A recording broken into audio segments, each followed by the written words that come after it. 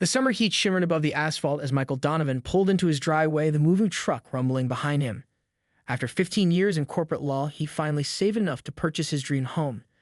A charming Tudor-style house in the upscale Oakwood Heights neighborhood, complete with a kidney-shaped swimming pool that glittered like a sapphire in the backyard. The property had cost him every penny of his savings and then some, but as he stepped out of his car and gazed at the house, he knew it had been worth it. "This is it," he whispered to himself, feeling the weight of the house keys in his palm. A fresh start. What Michael didn't know was that his fresh start came with unwanted baggage in the form of his next-door neighbors, the Clarksons.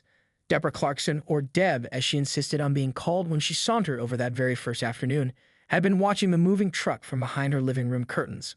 "Well, hello there, neighbor," she called out, leaning over the fence that separated their properties. Her bleached blonde hair was piled high on her head, and designer sunglasses perched on her nose despite the fact that she stood in the shade. "I'm Deb Clarkson. My husband Robert is with the police department, a surgeon actually." She mentioned her husband's profession with practiced casualness, but there was something in her tone that suggested this was information Michael should find impressive or perhaps intimidating. "Nice to meet you," Michael replied, extending his hand. "Michael Donovan." "Stingle?" she asked, ignoring his outstretched hand and scanning the moving truck as if expecting a wife or girlfriend to emerge. "Divorce," Michael answered, lowering his hand. "Just me." Something flickered across Deb's face, something calculating, but it was gone so quickly that Michael convinced himself he'd imagined it. He would later wish he'd paid more attention to that fleeting expression. "Well, that pool of yours will certainly be popular this summer," Deb remarked, her gaze shifting to Michael's backyard. "The previous owners were such sweethearts. They'd always let the neighborhood kids use it. We practically considered it the community pool." Michael forced a smile. "I'll have to see about that.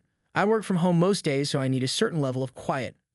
Deb's perfectly penciled eyebrows arched slightly, but she maintained her smile. Of course, of course.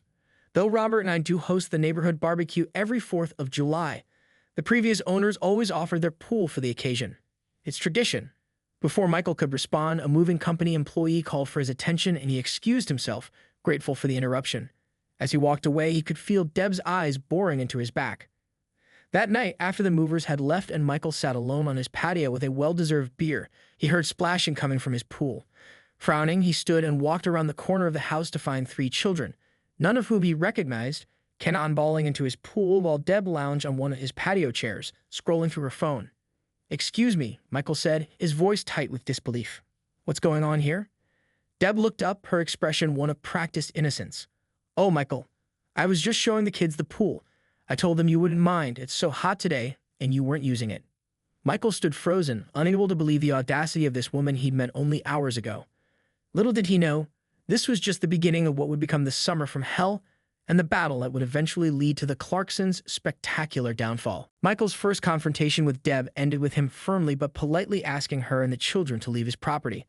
The kids had reluctantly climbed out of the pool, water dripping from their swimsuits onto his newly cleaned deck, while Deb's smile had hardened into something cold and brittle. "I see how it's going to be," she said, gathering her things with exaggerated slowness. "Robert will be disappointed to hear about this." The mention of her police surgeon husband hadn't been lost on Michael, but he held his ground.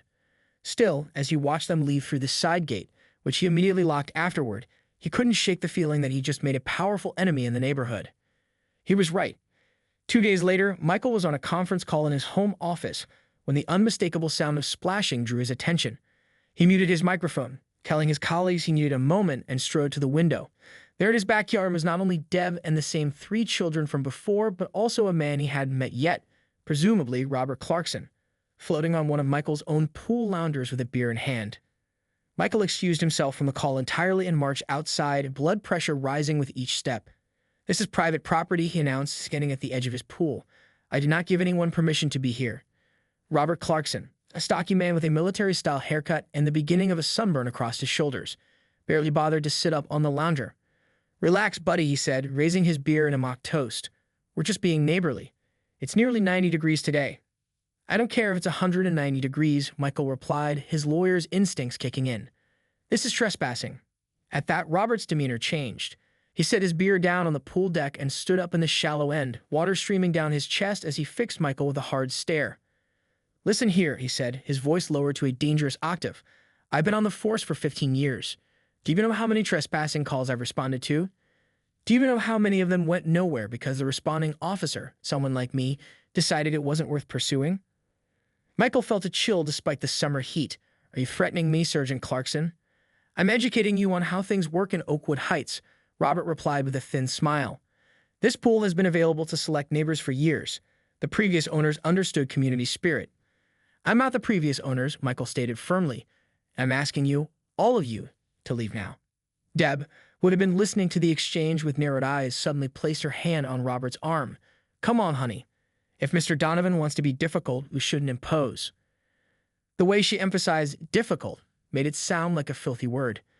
As the Clarksons ushered the children out, Deb turned back to Michael. You know, it would be a shame if the city had to come inspect your fence and pool safety measures. I hear they're very strict about code violations these days. The implied threat hung in the air between them. That night, Michael installed security cameras covering his entire backyard and pool area. He also called a locksmith to change the locks on the side gate, discovering in the process that someone had tampered with the previous lock, explaining how the Clarksons had gained entry despite him locking it after their first intrusion. His phone rang as he was finishing dinner. It was Ellen Winters, a colleague from his law firm. How's the dream house? She asked. Complicated, Michael replied and found himself unloading the whole story. Ellen was silent for a moment after he finished. Michael, be careful. A cop with a grudge can make your life hell in 1,000 small ways. What should I do? Just let them use my pool whenever they want. No, Ellen said thoughtfully, but document everything. And maybe talk to some other neighbors. I doubt the Clarksons are only bullying you. The next morning, Michael found a notice taped to his front door. Pule Safety Inspection, CEGULED for tomorrow, 9 a.m. He stared at the official-looking letterhead, noting it was from the city's code enforcement office. At the bottom in small print was the name of the reporting party. Shit. Robert Clarkson, OHPD. The battle lines had been drawn and the Clarksons had fired their first official shot. But what they didn't know was that Michael hadn't spent 15 years as a corporate attorney without learning how to fight back legally, methodically, and devastatingly. He picked up his phone and called the one person who might help him make sense of this, Martin Feldman, his old law school roommate who now worked as the assistant district attorney for the county. If anyone could tell him how to handle a police officer misusing his authority, it would be Martin. Marty, he said when his friend answered, I need your advice on something. It involves a cop who's decided to make my life miserable over a swimming pool. What Michael didn't realize yet was that his call to Martin would set in motion a chain of events that would uncover far more than just the Clarksons' entitlement issues. It would reveal a pattern of abuse of power that had been festering in Oakwood Heights for years. The pool safety inspection arrived precisely at 9 a.m. as threatened, but it didn't quite unfold as the Clarksons had likely anticipated. The inspector, a weary-looking man in his 50s named Carl Jenkins, seemed almost apologetic as he approached Michael's front door. Morning, he said, consulting his clipboard. I'm here about a pool safety compliance check. Michael, who had spent the previous evening reviewing local pool ordinances and confirming that his property was fully compliant, smiled politely. Of course, I've been expecting you. As they walked around to the backyard, Michael casually asked, Do you know Sergeant Clarkson by any chance? I noticed his name as the reporting party. Carl's expression tightened almost imperceptibly. Everyone in code enforcement knows Sergeant Clarkson, he replied, his tone carefully neutral. That small reaction told Michael everything he needed to know. His conversation with Martin the previous evening had yielded similar insights. Robert Clarkson had a reputation for using his badge to settle personal scores and petty grievances. Well, I'm new to the neighborhood, Michael said amiably. Just moved in last week. Already having issues with the neighbors letting themselves into my pool without permission. Carl looked up sharply from his clipboard. They entered your property without consent? Yes, Michael replied. That's why I installed these. He gestured to the newly mounted security cameras. Would you like to see the footage? It might provide some context for this inspection. Inside, Michael played the recording showing the Clarksons' unauthorized entries. Carl watched with a deepening frown. Mr. Donovan, he said finally, I've been doing this job for 22 years.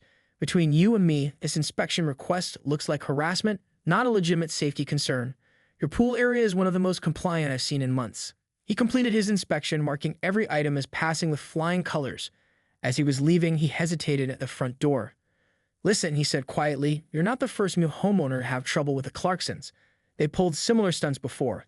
The previous owners of your house eventually gave up fighting them. I'm not the type to give up, Michael replied. I figured as much, Carl said with a hint of a smile. Just be careful. Sergeant Clarkson has friends in the department. After the inspector left, Michael called Martin again to update him. The plot thickens. Martin said after hearing about the encounter.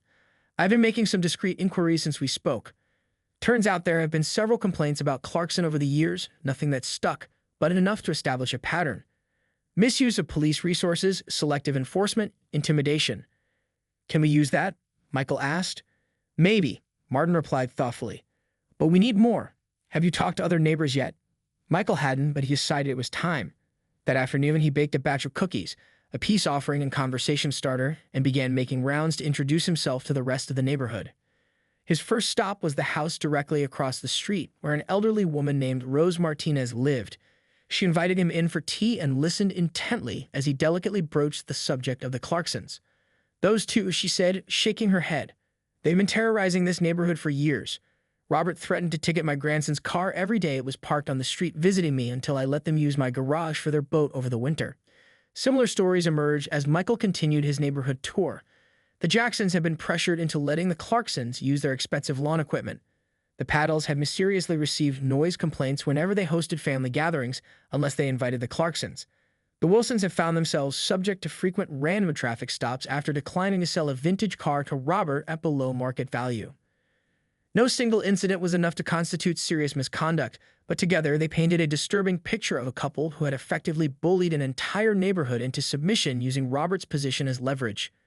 By evening, Michael had collected statements from 7 different households, all documenting various forms of intimidation or misuse of authority.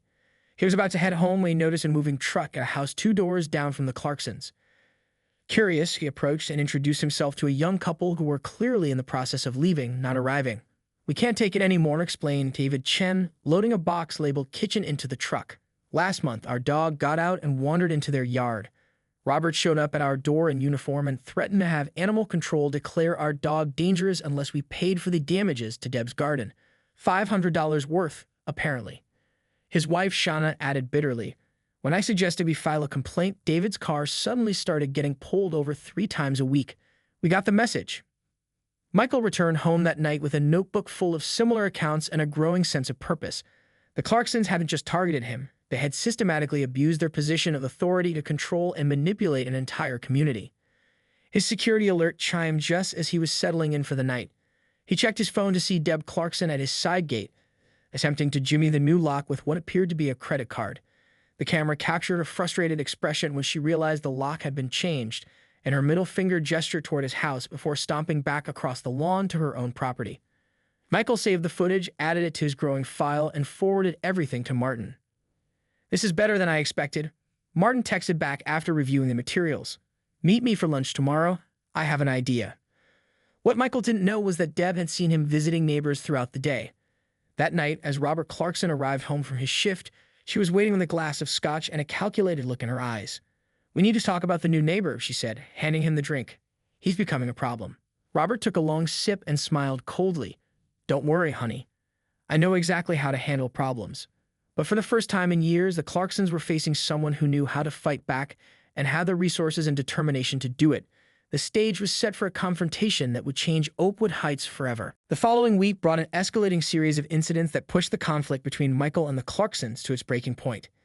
It began with a patrol car parked outside Michael's house every morning, his presence just intimidating enough to make him check his speedometer obsessively whenever he left for appointments.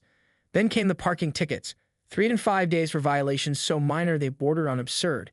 Vehicle parked 12.5 inches from curb, 12 inches required, and temporary obstruction of sidewalk during unloading.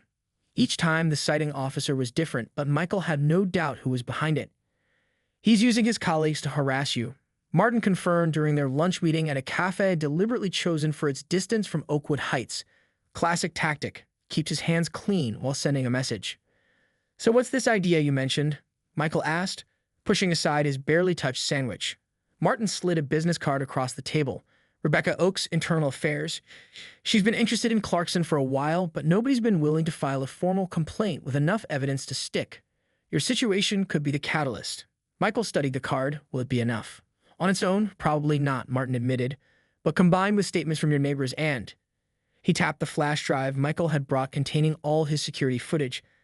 "This documentation of clear harassment, it creates a compelling case." "What about the other officers writing these bogus tickets?" Martin smiled thinly. "That's actually where Clarkson made his mistake. Using department resources for a personal vendetta leaves a paper trail. Rebecca can follow that trail right back to him. Michael nodded, his resolve strengthening. Let's do it. What neither of them anticipated was how quickly things would unravel after Michael's meeting with Rebecca Oakes the following day. The internal affairs investigator had listened intently, examined Michael's evidence, and asked pointed questions about the timeline of events. By the end of their 3-hour meeting, her typically impassive expression had given way to something resembling suppressed anger. "Mr. Donovan," she'd said as they concluded, "thank you for bringing this to our attention. I'll be in touch." That evening, Michael arrived home to find his front door ajar. Heart pounding, he approached cautiously, calling out before entering. The house was empty, but it had been searched. Drawers left open, cushions askew, papers scattered. Nothing valuable seemed to be missing, but the invasion of privacy felt visceral. His security system, which should have captured any intruder, had been disabled. The only item conspicuously missing was the external hard drive where he kept backup copies of his security footage. Michael was in the middle of calling the police when headlights swept across his living room window. A car had pulled into his driveway, Martin said in. "Don't file that report," Martin said urgently when Michael opened the door. "Not with OPT. Someone broke into my house," Michael protested. "I know. Rebecca called me," Martin replied, his voice low. "Things are moving faster than we expected. The initial investigation into Clarkson has uncovered something bigger, possibly a network of officers misusing their authority. Filing a report locally could tip them off. So I'm just supposed to do nothing." "No," Martin said firmly. "You're supposed to do exactly what you've been doing. Keep documenting everything. But we need to be strategic about official reports." The next morning brought a new development, a formal letter from the Oakwood Heights Homeowners Association citing Michael for unauthorized modifications to property visible from street view and demanding he remove his security cameras within 48 hours or face daily fines. The letter was signed by the HOA president, Deborah Clarkson.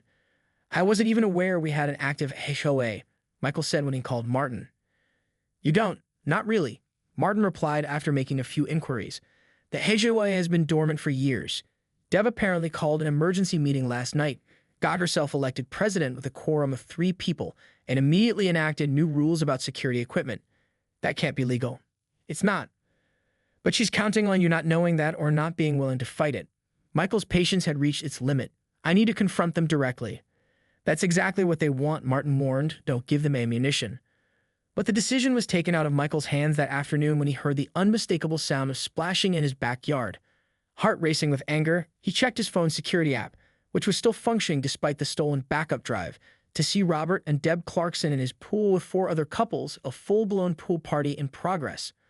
On his property, without his permission. The security footage showed how they gained entry. Robert, still in his police uniform, had simply cut the lock on the gate with bolt cutters. As Michael watched in disbelief, Deb raised a glass toward the camera in a mocking toast. They knew he was watching. They wanted him to see this, their demonstration of power. Something inside Michael snapped. He was done playing defense. He called Rebecca Oakes immediately. "They're in my house right now," he said without preamble. "In my pool. The sergeant cut my lock while in uniform. I have it all on video." "Stay where you are," Rebecca instructed, her voice sharp with authority. "Do not confront them. I'm sending officers not from Oakwood Heights. And Mr. Donovan, keep your camera running." 30 minutes later, 2 unmarked cars pulled up outside Michael's house. Rebecca emerged from one, accompanied by officers wearing county sheriff's department uniforms rather than OPE badges. Michael met them at the front door and silently led them through the house to the back patio, where the party was still in full swing. The trespassers were so engrossed in their revelry that they didn't notice the new arrivals until Rebecca cleared her throat loudly. The pool fell silent, faces turning in shock at the unexpected interruption. "Sergeant Clarkson," Rebecca announced, her voice carrying across the water. "I'm Lieutenant Rebecca Oakes, Internal Affairs. You and all present are trespassing on private property. Please exit the pool immediately." Robert's face flushed dark red as he recognized the Aya investigator. "What the hell is this?" he demanded, making no move to leave the water. "This," Rebecca replied calmly, "is the end of the line. Exit the pool now, or my colleagues from the county will assist you." The other couple scrambled to obey, but Robert remained where he was, staring at Michael with naked hatred. "You have no idea what you started," he growled. Deb, however, recognized the gravity of the situation faster than her husband. "Robert," she hissed, "get out of the pool. Now." As Robert finally complied, dripping water across the patio, Rebecca continued, "Sergeant Robert Clarkson, you are being placed on administrative leave pending an investigation into misuse of authority, harassment, intimidation, and now breaking and entering while in uniform." She turned to address the other shocked party guests. "As for the rest of you, Mr. Donovan has the right to press charges for trespassing against each and every person here. I suggest you cooperate fully with our investigation if you hope to avoid that outcome." The stunned silence that followed was broken only by Deb's indignant protest. "This is ridiculous. We've always used this pool. Ask anyone in the neighborhood." Actually came a voice from behind them. "We've been asking around the neighborhood." Michael turned to see Martin standing in the doorway, accompanied by Carl Jenkins from Code Enforcement and several of the neighbors Michael had interviewed, including Rose Martinez and the Paddles. "And it seems," Martin continued, "that quite a few people have stories to tell about the Clarksons and their unique interpretation of property rights and police authority." The look of dawning comprehension and fear on the Clarksons' faces made it clear their reign of neighborhood terror was finally coming to an end. But no one, not even Michael, could have predicted just how spectacular that end would be. The investigation into Robert Clarkson's conduct unfolded with a swiftness that surprised everyone in Oakwood Heights. What had begun as a dispute over a swimming pool had cracked open a Pandora's box of corruption and abuse of power that extended far beyond the Clarksons' petty neighborhood tyranny. 3 weeks after the pool confrontation, Michael sat in Martin's office reviewing the fallout. The preliminary findings of the internal affairs investigation had been released that morning, and the results were more damning than even they had anticipated. It wasn't just harassing neighbors and writing bogus tickets, Martin explained, pushing a heavily redacted report across his desk. Rebecca's team found evidence of Clarkson pressuring local businesses for free services and discounts, using police resources to run background checks on personal acquaintances, and even directing patrol patterns to benefit certain businesses while targeting others. "How did he get away with it for so long?" Michael asked, scanning the document. "The usual reasons, a combination of fear, apathy, and the thin blue line," Martin replied. "Some officers knew but looked the other way. Others actively participated. Most people who were victimized were too intimidated to complain." "And Deb?" Martin's expression tightened. "That's where it gets even more interesting. It turns out our neighborhood Karen wasn't just riding her husband's badge. She was the mastermind behind many of the schemes. The HOA she revived was collecting dues from at least 12 households for the past 3 years despite having no legal standing. The money went directly into the Clarksons' personal account." Michael shook his head in disbelief. "So what happens now?" "Robert has been terminated from the department. Criminal charges are pending, breaking and entering, official misconduct, misappropriation of public resources, and possibly extortion. Deb is facing charges for fraud related to the fake HOA and conspiracy. 4 other officers are on administrative leave pending further investigation." The news spread through Oakwood Heights like wildfire. After years of suffering and silence, neighbors began comparing notes, and the true extent of the Clarksons' manipulation became clear. The couple who had once swaggered through the community as unofficial royalty now found themselves pariahs, their house conspicuously dark as they retreated from public view. 2 days later, Michael was surprised to receive a visit from Rose Martinez and several other neighbors. "We wanted to thank you," Rose said simply, standing on his front porch with a homemade cake. No one else had the courage to stand up to them. "Or the resources," added Mr. Piddle. "They knew who to target, who couldn't afford to fight back." Michael invited them in, and as they sat around his kitchen table sharing stories and recovery plans for the neighborhood, an unexpected knock at the door interrupted them. Michael opened it to find David and Shauna Chen, the young couple who had been in the process of moving away when he met them. "We heard what happened," David said, looking both embarrassed and relieved. "We canceled our move. We're staying." The community gathering moved naturally to Michael's backyard as more neighbors arrived, bringing dishes and drinks in an impromptu celebration of their liberation. Children splashed in the pool, invited this time, while adults who had barely spoken to each other despite years of proximity began forming genuine connections. As twilight fell, Martin arrived with Rebecca Oakes, both bearing news. "The Clarksons are selling their house," Rebecca announced without preamble. "They've accepted a plea deal that includes moving out of the county." The cheer went up from the assembled neighbors. "There's more," Martin added when the noise died down. "Given the circumstances and the community impact, the judge has ordered a portion of the proceeds from their house sale to be placed in a trust for neighborhood improvements." "What kind of improvements?" someone asked. Martin smiled. "That's for you all to decide. The court is recognizing Oakwood Heights as a victim of their schemes." The conversation that followed was electric with possibility. Some suggested road repairs, others proposed playground upgrades. The debate was friendly but passionate, the sound of a community finding its voice after years of suppression. As the gathering continued into the evening, Michael found himself standing beside his pool with Rose Martinez, watching the scene with quiet satisfaction. "You know," Rose said thoughtfully, "in all the years I've lived here, this is the first time I've seen the neighborhood actually feel like a neighborhood." "It shouldn't have taken something like this to bring people together," Michael replied. "Maybe not," Rose agreed, "but sometimes it takes someone willing to rock the boat to remind everyone they've been seasick." The following weekend, a formal neighborhood association was established, a legitimate one this time, with transparent rules and elected officials. Their first unanimous vote was to name the community pool fund after Michael, despite his embarrassed protests. Autumn arrived, cooling the air and signaling the end of swimming season. As Michael prepared to close his pool for the year, he received an envelope in the mail containing court documents.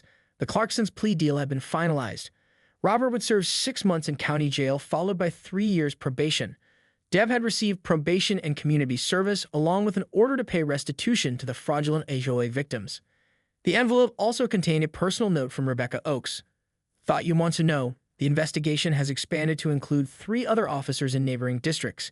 Your stand against the Clarksons may have far-reaching consequences beyond Oakwood Heights. Sometimes justice needs a catalyst." That evening, Michael hosted one last pool party of the season. As he watched his new friends and neighbors enjoying themselves freely, without fear of reprisal or intimidation, he reflected on how differently his move to Oakwood Heights had turned out from what he'd expected. He had bought the house seeking peace and solitude after his divorce, never imagining he would instead find himself at the center of a community reborn. The pool that had been the source of so much conflict could transform into a symbol of neighborhood unity. As the party wound down and the last guests departed, David Chen lingered behind to help clean up. "You know what the best part is?" David said, collecting empty glasses from around the pool deck. "Next summer, when new people move in, they'll never know how it used to be here. They'll just think this is a really friendly neighborhood." Michael smiled, watching the moonlight ripple across his pool's surface. That's exactly what it should be. In the distance, a for sale sign swung gently in the evening breeze outside the Clarksons' darkened house, marking the end of one era and the beginning of another for Oakwood Heights, one built on respect, community, and the courage of a single homeowner who refused to be bullied, even by those who believe themselves above the law. Justice, like water, always finds its level eventually.